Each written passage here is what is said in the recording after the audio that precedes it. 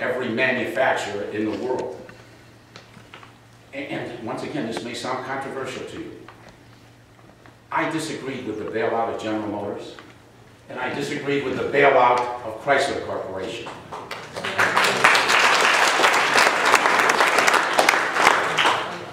First of all, we couldn't afford it. Secondly, once again, in our great Constitution, somebody would have to show me where it says that the President of the United States can decide who fails and who continues on. He doesn't have that power. Not in private industry, ladies and gentlemen. And let's get real personal with this. I lost 3 Chrysler product stores. Employed 200 people. They were profitable. I capitalized them, private capital. I provided the credit lines for the manufacturers who incidentally draft on your credit line before they build the car. Once they create a serial number, they draft on your credit line. Ladies and gentlemen, I provided the real estate. I still have mortgages on the 3 buildings that they took the franchises away. And I'm still searching for the authority that the federal government had to close private industry, private capitalized businesses. And just think about it. Let's put it on a different level than Tom Ganley. Let's talk about Tony's Pizza Shop and Bobby's Barber Shop. What would you think if suddenly they had to close because the federal government decided that there's too many barber shops and there's way too many pizza shops, so the following people are out of business effective in 30 days. Thank you, but no thank you. I'll get right to you, sir. That's wrong. So the way we turn around the auto industry, first of all, is we have to allow failure. That's part of our free enterprise system, is the fact of failure. If one door closes, another opens. If Chrysler and GM would have closed, rest assured that there would have been other people buying them. And a good possibility is Ford Motor Company. And I want to share a story with you about Ford Motor Company.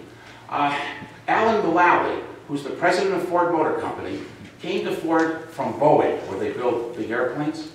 He's a great guy. I've had lunch and dinner with him on a number of occasions. And let me tell you his story. And let's just think this through. He arrived at Ford Motor Company in Detroit, Dearborn. He took a look at their balance sheet and said, you know what? We're going to need some cash for this downturn. So he mortgaged every asset of Ford Motor Company, including the Blue Oval. And there's plants right in your community too, including the Blue Oval. He mortgaged it all for $28.5 billion. Billion dollars. Now along comes the federal government. We bail out General Motors. We bail out Chrysler. They go through bankruptcy, wipe out all their debts. Now Alan Mulally, the head of Ford Motor Company, cannot be as competitive as the other 2 because he has to pay monthly interest on $28.5 billion, yet he took nothing from the federal government. We have to get a grip on this, ladies and gentlemen. Think that one through. How outrageous is that? This guy did it all right. This gentleman did it right. He's a brilliant businessman, and now he's not as competitive because he did it right, and the federal government decides to bail the others out and to wipe out their debts. General Motors doesn't have any more debts, neither does Chrysler. And Ford's facing $28.5 billion in debt. Sir, in the red, you've had your hand up for quite a while. Let's get your question. It's kind of interesting that you're onto this subject too, because it occurred to me that with the government coming down on Toyota now, it seems like they are trying to destroy whatever competition they might have for GM, government motors. And incidentally, the other thing that's kind of cute about what you just said is your reference to the pizza shops. Michelle thinks that our children are getting too fat, so you watch and see. You notice I'm not standing sideways.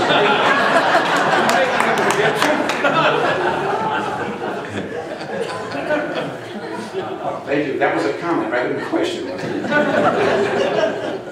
Do we have any more questions? Right here, sure. The 3 Chrysler dealerships that you lost. Yes. Did you hold the deed to the property? Yes, with mortgages. And those deeds, those properties were confiscated from you? No. I almost wish they were. I have 3 empty buildings that I have no mortgages on. Now I can take care of that. But I want you to think of that family, and there's a number of them across the United States that own 1 car dealership. And we've certainly been experiencing tough times. so they mortgaged their real estate recently to get capital to get through this downturn. And then the government takes it away from them, but leaves them with the mortgage and the empty building and leaves them no choice but to file bankruptcy. They don't even have a job anymore. They get wiped out. Boy, is that wrong.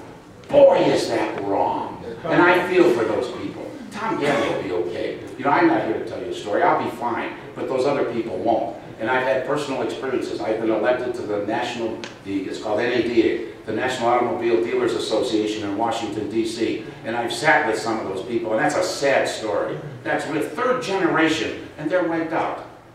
Not fair. Yes, ma'am. Tennessee.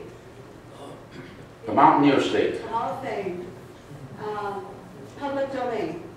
They're talking about seizing that whole business through the government. How do you stand on an issue like that, where someone's home, their business, can be confiscated for the good of the community? Did you say Tennessee? Yeah. Okay, all right. I just want to be sure. I just want to be sure that I understood it. Music, right? Okay, okay. I'm certainly opposed to any type of seizure of private property by any government entity. And there's certainly a story about Akron. We probably won't go into it this evening, but there's a story about that also that I'd be happy to explain to you.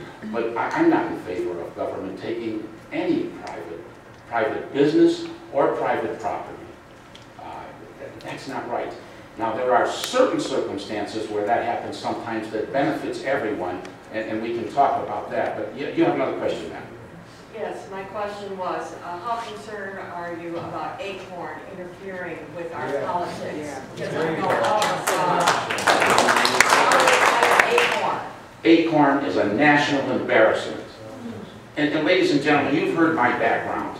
And you know what I'm the head of Crime Stoppers of Northern Ohio. I was awarded the highest award that the FBI nationally can give to someone. And I'll tell you what, I'll take on Acorn.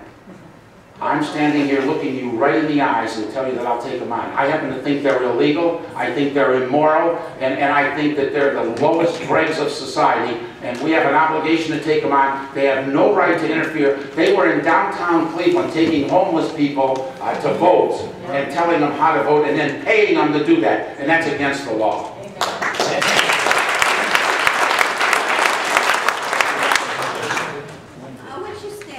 Domestic drilling for oil and gas. Okay, let's talk about that. I haven't had an opportunity to review some research at the National Automobile Dealers Association. They have a big research department. There is more oil underground in North and South Dakota. There's enough oil there to satisfy the needs of the United States, just the United States, for 200 years. And yet we've been unable to drill for that because of environmental issues. I'm in favor of drilling in areas that we can do it, and I'm against government interference. And I need to tell you a story about the EPA, since we're on that subject. Did someone say, here we go? Okay. I was in the process of building a fairly large automobile dealership in North Olmsted, just to the west of us.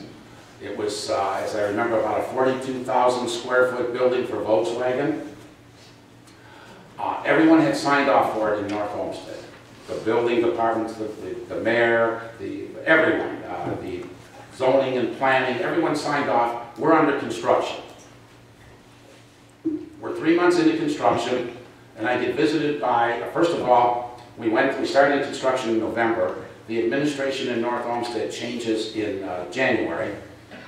And I get visited by a young lady who was in charge of buildings, the building department. She had a very impressive resume, very intelligent young lady. And she said, Mr. Ganley, I want you to put in filters underground to filter the rainwater. And I said, gee, I'm sorry, but here's my documents. And it doesn't call for filters to filter the rainwater on my property. And she said, well, I'm very insistent that you do this. I said, well, thank you for your insistence, but I'm not doing it because I don't have to. And she said, well, I'm going to visit the federal EPA. And I said, here's my card, and just tell them to call me. Never expecting that they'd call. Well, lo and behold, I got a call and a visit from the federal EPA. And they said, we really like this young lady's idea. The fact is, we'd like you to put 3 filters underground. And I said, where have you done this before?